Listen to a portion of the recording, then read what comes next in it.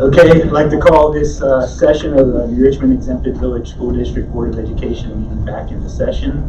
The first item on the agenda is the approval of the agenda going forward. So it is recommended the Board of Education approve the agenda as presented. So moved. Second. Roll call. Mr. Wood? Yes. Mr. Wells? Yes. Mr. Zimmerman? Yes. Mrs. Story? Yes. Mr. Default? Yes. Okay. All right. You want to just briefly explain the recognition Sure. awards? One of our wonderful students has a basketball game today for our middle school, so Mr. Lilly was also going to recognize Miss Gabriel, so we thought we were just going to push both those recognitions forward until the January meeting. All right, next on the agenda is public participation, and we have one member of the community that would like to address the school board.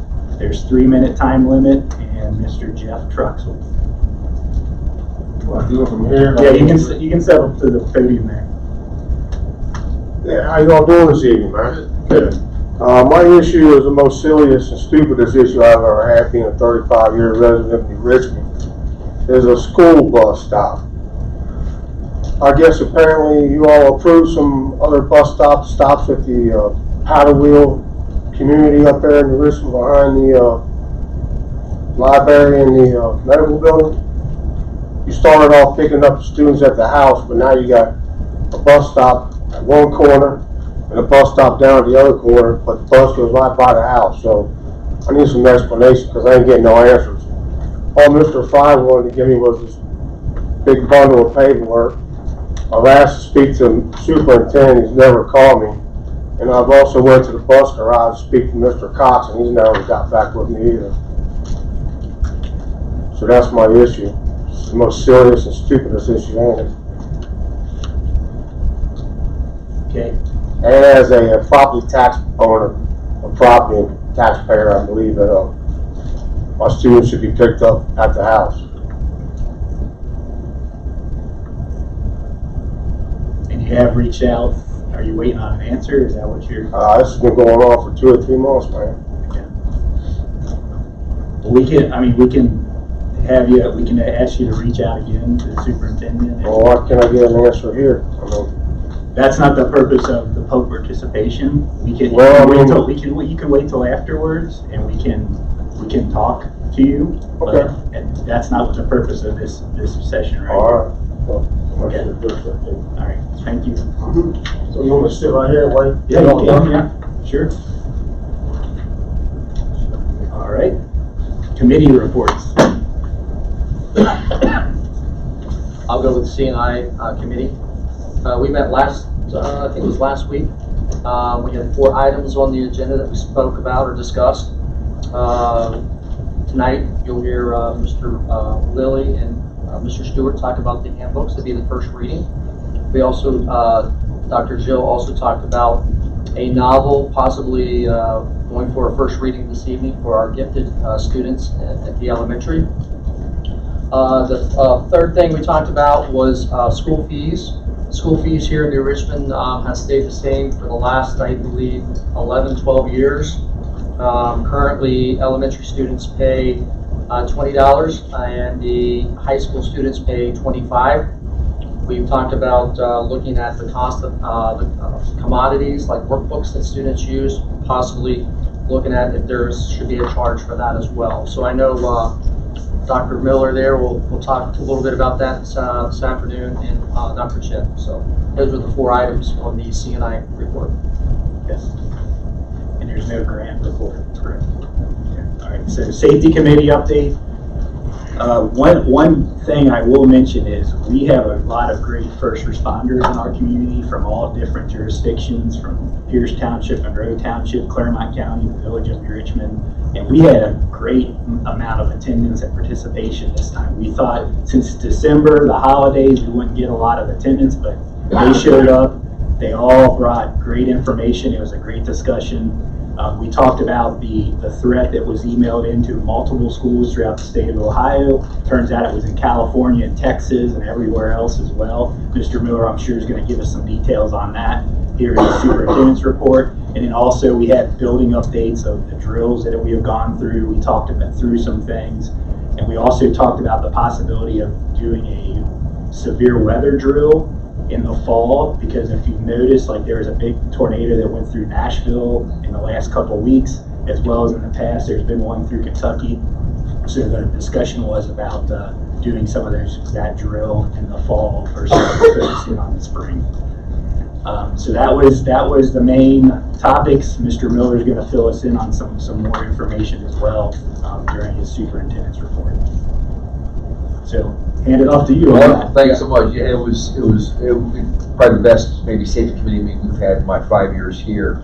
And just for people here and people watching this online, how that played out a few Sundays ago now, or yeah, like Sundays ago, is our high school principal, Mr. Stewart, checked his emails, which he does on the weekends, checked on a Sunday, received this hoax threat, but however, sent to dozens and dozens of districts, got a hold of me, and again, just a public shout out to our first responders again.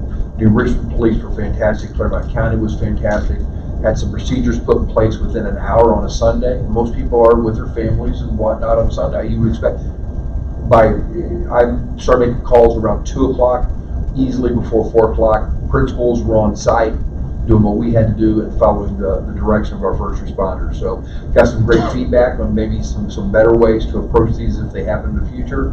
So again, it turned out to be a very positive experience, and we got to practice it. What do you do when? How do you communicate when? So it was very good. So that's the first item from the superintendent's report. Today quickly showed us and taught us how Saturday we're in the 50s and nearly short sleeve weather, and now we have snow squalls coming through and 30 to 40 mile-an-hour winds. Now fast can change here down the river. Just to reinforce to everyone here and again watching us online, closing school is a big deal. It's a big deal for our parents, a big deal for our kids to miss a day of instruction, to miss a day of their meals, the structure of their day.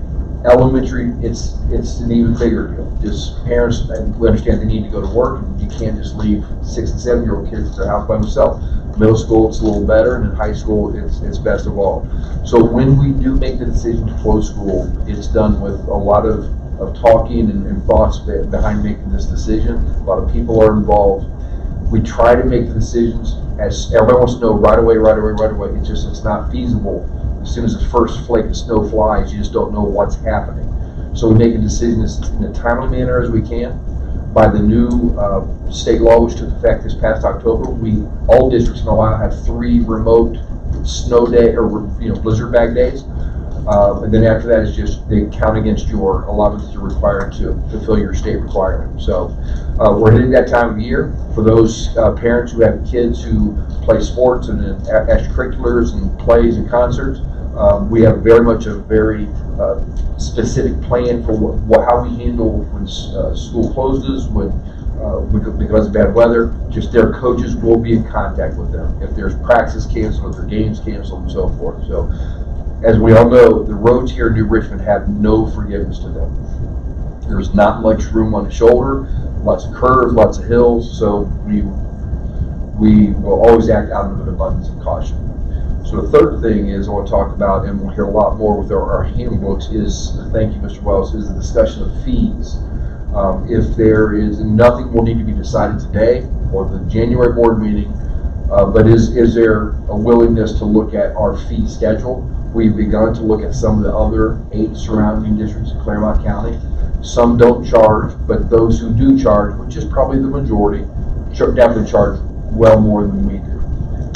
We've also, in the handbooks, we've always had class-specific fees at the high school, not the middle school. We're going to ask the board to consider a change in that.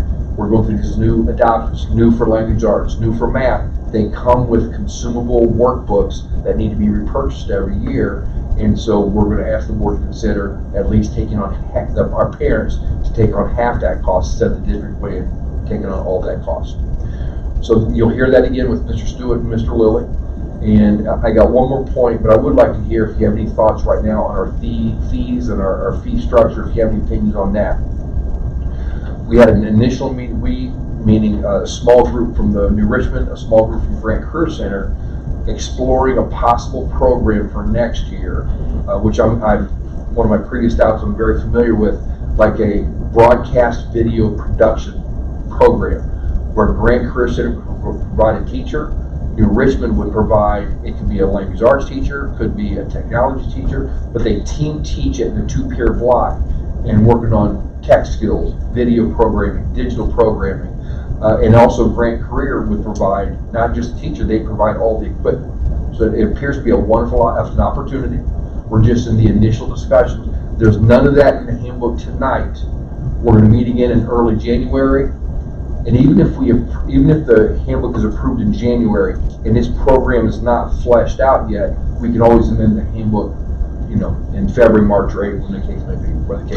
So, anyway, Mr. Zimmerman, that is the superintendent's report. Okay. All right, thank you. And I'm sorry, the discussion on fees. Any thoughts? We currently, our elementary students pay $20 a year. At the middle school and high school, the parents' pay is $25 a year for instructional fees. We do not charge a tech-specific fee. There was also a discussion is, do we want to begin to charge a tech fee, and after a period of years, then the kid would own the device. So you pay it as, $25 for 4 years or whatever, and then at the end of those 4 years, the kid keeps the device, and there'd be a little bit more incentive to really take better care of their devices. And some districts do that. Do you want to share a little bit about the possibility of waiving those fees based on your financial circumstances? Yeah, sure. And so we have a form. It's a bit cumbersome, but we have a form online that if you qualify for free reduced lunch, that would qualify for a waiver. That's a great question. Thank you. And the initial proposal was for the consumable books to be half the price to split the cost. Yeah, so in this business, a little bit of art, a little bit of science. So we took the amount of the workbooks and asked the parents to pay half. And then that money we get funneled back in to our curriculum instruction budget to buy the workbooks for the following year. Anybody else?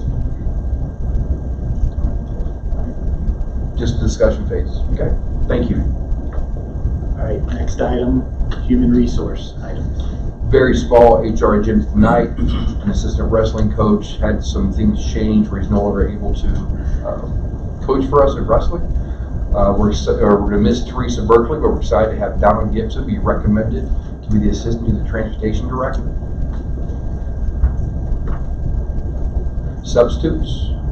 And if you open up the supplemental table for the winter, you'll see just that wrestling coaching change, which I mentioned. We have 2 staff members asking for unpaid leave of absences, and that is the HR consent items, Mr. Zimmerman. Okay.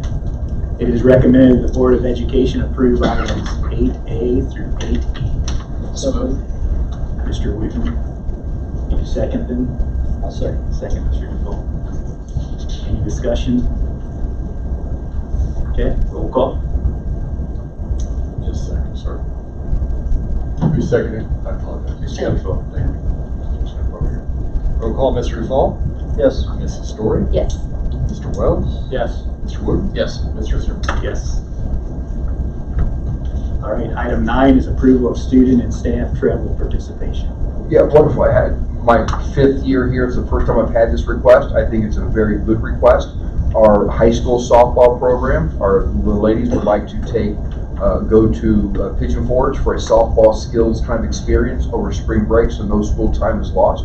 Also, the district would be responsible for none of the cost. The students and their parents would be responsible. And looking at, I think it's a very reasonable cost for these families to take on. I think it would be a great experience for them. A short drive and a chance to bond together as a team and come back and win that state championship.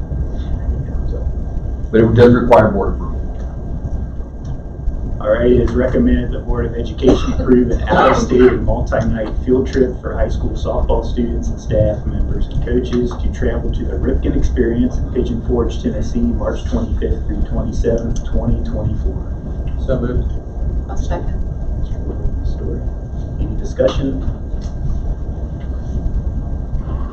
So this would be similar to like a field trip in like the students take on environmental biology or Spanish or anything like that. So they pay for all the costs. Yep, it's very reasonable costs, including the hotels, the meals, everything, the softball experience, and also there's a specific set of forms that are required for them to fill out for overnight field trips, and they've completed those forms.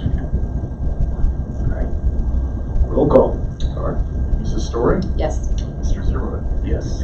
Mr. Wells? Yes. Mr. Wood? Yes. Mr. Default? Yes. All right, treasurer's report and action items. Thank you, Mr. Zimmerman. Item A is the approval of the Finance Committee meeting minutes from November 15th. Item B is our regular meeting minutes to be approved. Item C is our approval of our financial reports.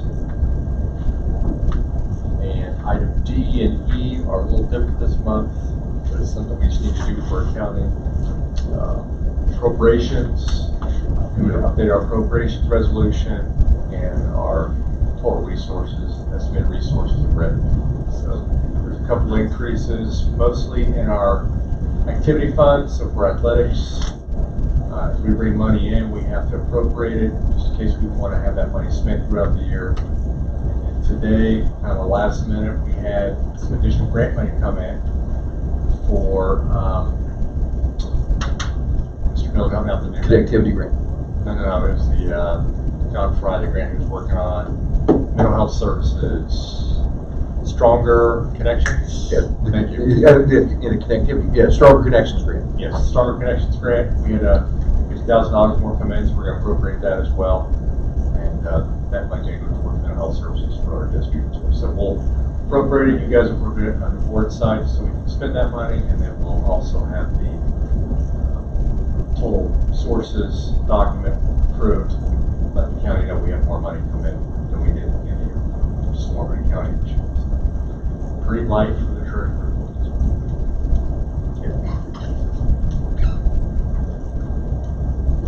That's all I have, Mr. Okay.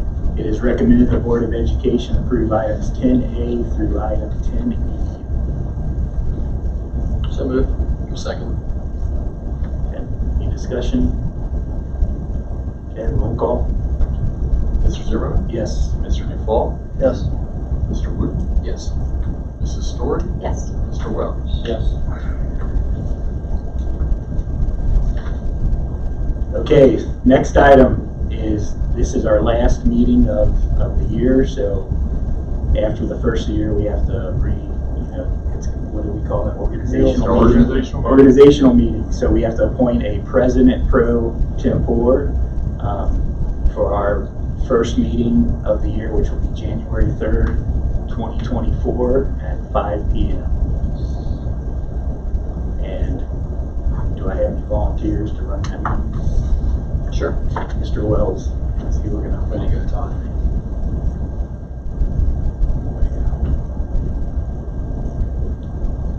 So Mr. Wells, the president pro tempore, and then January 3rd, 2024 at 5 p.m.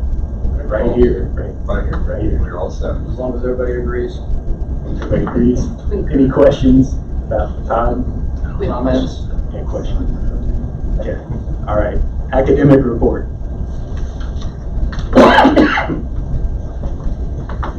Good evening. I just wanted to but explain just a little bit more about the consumable workbooks. There are consumable workbooks, like Mr. Miller said, with all of our new programs. They range in price from $16 up to $33, depending on the course, the grade, etc. So when you hear about or see that in the handbook or in the registration books, the $8 is half of the cost of the least expensive workbook, to try to recover some of that cost, but also to not make it any harder than it needs to be for parents.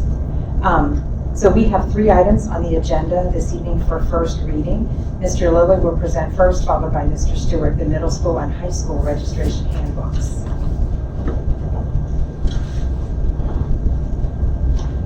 Good evening, everybody. I do not have a bunch of changes. There's a few that I do want to bring your attention to. in addition to the fees, and I will go into detail on that.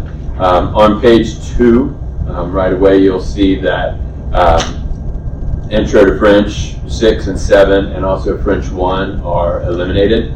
There's another page later on in the handbook, page 19, where it was the course description of all 3 of those courses as well, and that has also been stricken from the handbook for next school year, just moving forward with not having that particular course. The student fees are it's the biggest other item on here, and they're all over the place. So the first place that I want to bring your attention to is on page 5, and that is the blurb about the student fees in general. And we've had the $25 just general fee for years at the middle school and high school levels, but we've never had it anywhere in this handbook at all. So that's why there's nothing red here with it. It's just all green. It's all new, and goes through. It just explains that we do have the $25 fee. Explains very briefly how to go on and pay through our pay school system, and we also included a little blurb about the waiver, and even put a specific notation there to make sure that you look at section 5. Continuing on with the fee changes, this is a tiny little podium here. The first changes that are within are on page 9. And that's where it talks about with each ELA course, it talks about the consumable workbook. And that's exactly what we called it. It was just a consumable workbook. And again, like Joe explained, we went with the cheapest, with not ever having any fees. To begin with, we didn't want to overwhelm with having $35 course fees on courses that people weren't used to ever paying a fee on at all. So we're hoping to dip our toe into the water and this be a smooth thing with the fees. Then continues on to page 10 for both of the advanced ELA and the advanced ELA 1 for high school credit. The novel is not picked out, so it's kind of a generic statement there that it's just a board-approved novel. And we haven't had too many kids that have utilized that yet with taking the ELA for high school credit, but in case they want to, it's in there if they choose to. Similarly, if you jump ahead to page 12, you'll see the same thing with math. They, again, all have consumable workbooks there, all the way up through Algebra 1, and then you'll see in advanced geometry a little bit of a change there. That's actually Joe's change that I'm just reflecting in here because we do have kiddos that take that geometry class at the high school. So just dropping that down to the $8 as well. Then looking ahead, page 16 and 17 for science, same thing there. We are making a little bit of an assumption with science. Right now, their book is a consumable book. Their whole textbook is consumable right now. So we're assuming that it's going to be something similar like that as they go through the science adoption this year. With an understanding that this one might change because it really is right now the whole textbook instead of an add-on type of thing. So, but at least this is a place setter for now and gets us started with the fees. But it could be something that needs to be looked at in the future to raise probably sooner than some of the other subject areas. And again, that's on page 16 and 17. And then on page 22, the only course outside of those that we're looking at attaching a fee to is PE. And that's because there are certain things that we have to order it every year because they wear it out. It really is genuinely a consumable. Our dodgeballs, our kickballs, some of the bands that they use for strength and flexibility and things like that. So we wanted to keep that very small. It's only $5, and again, just to kind of like the offsetting of the cost with the workbooks, just to begin to offset some of the cost of those supplies each year, but not pay for all of it. So that's what all of that is. And that's really the only changes I have. Outside of that, it was cleaning up some language here and there.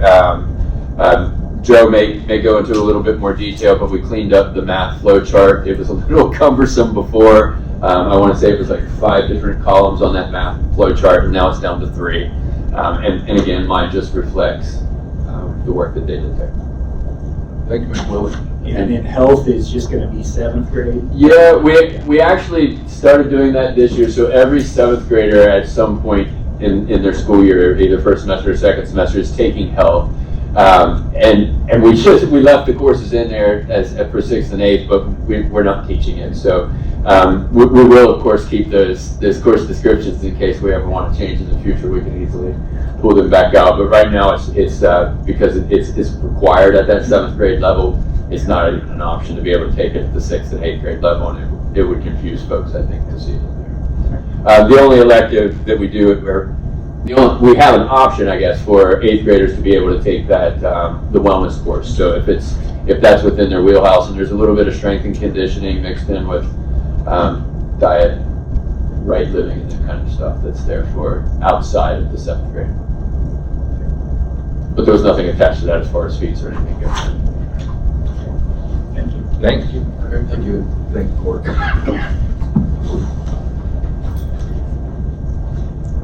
Good evening, everyone. I will start with some of the high school changes. So our first kind of change is on page 14. It's an addition to our course guide this year. We get a lot of calls from parents and caregivers asking what classes do our students need to graduate in 9th grade, 10th grade, what's my student's pathway. So we put this in here as a kind of a pull-out so our parents can easily track and keep track of which courses their students are taking as they go through the high school. So that's mainly for the parents for their own kind of little bit of guidance. Has it listed per grade level which classes they need and what electives they might need as they go through the 9th through 12th grade. So that's kind of new, and I think we'll get some good feedback from that from the parents. On page 15, as Court mentioned, we start talking about fees a lot. The fee changes to the high school course guide, as you'll see them in red. We've always had the specific course subject fees, but never what those fees were for. So we felt the parents and caregivers who are paying these fees should know where the $25 here, where the $10 there. If it's art supplies, just to kind of keep it more transparent for our community so they know where those $10 and $15 and $20 fees are going. And they've been added this year, and they are all the way throughout all of our course descriptions. And you'll see the most of our red as you go through our course description. We took some of our PD time this year as a school, and the teachers went through all of the classes that they teach. Some of these descriptions hadn't been changed for 10 to 12 years and needed some updating and modernizing. So there's a lot of red in all of our course descriptions all through the departments because they were kind of outdated. The next changes we made were on page 20. We talked as a school about, you see the TR to TA changes. The TA is teacher approval, the TR is teacher recommendation. We felt that we were holding a lot of students back who wanted to challenge themselves in our higher level courses, but maybe didn't have straight A's the year before in that course. So a teacher had to approve that student to move on to the higher course for the next school year. So for example, the student's taking advanced algebra 1 and wants to go to advanced geometry, they have to get approval from the 9th grade advanced algebra 1 teacher to move on. We felt that was gatekeeping a little bit, and we didn't want to hold those students back who wanted to challenge themselves. So we changed the approval to a recommendation. So now it just forces the student teacher to have that conversation. I think you're ready to move on, or I don't think you're ready to move on. But ultimately, the parent and caregiver and the child will make that decision for themselves. So that was just a little way to get a little more parental involvement in that kind of course description. Because if we keep students out based on an incident or a behavioral thing that happened, we don't want that student to be sullied if they had a bad year or semester with that teacher. We shouldn't punish the student for that. So that way opens up more choices for more students in the advanced courses in the high school. Page 32, as Court said, the math flow chart, we'll kind of talk about it. It was kind of clunky. It was 5 columns over 2 pages, so we kind of put it all in one, and you'll see the ORs. So the left-hand side is kind of grade level math, in the middle is the kind of progression, and the right column is the advanced kids. So it's easy to follow for our parents and caregivers. It's all on one page, and they can easily just go straight down the flow chart to see what their options are, 6th through 12th grade in math. And our last change is on page 38. We talk about the consumable workbooks, as Court and Jill had talked about already. So we put those in there for our math classes, especially regarding the $8 math workbook fee. That would be half of the fee for the consumable to generate the income next year to buy some of those back for students. And our last point is we are bringing this to the C&I committee on our next meeting. We are requesting that we add a AP Physics course to the high school course curriculum. That's a whole new course we haven't taught before. Students are coming out of our honors chemistry course to let us stay on that advanced AP trajectory and out with the CCP course that they don't have a place to land. So we have student interest. We have a teacher already picked out. She's been trained already for the AP curriculum, so she's good to go. And if we get that through the C&I committee, we're looking to add that next school year. That's it for the high school. Outstanding. All right, thank you. Questions for Mr. Stewart? Questions? Our third agenda item for first reading is asking for approval for a novel to use independently with a small group of advanced 5th grade ELA students. The novel is titled The Science of Breakable Things by Tay Keller, published in 2018. We do not include currently any novel studies in our 3rd, 4th, and 5th grade CKLA program.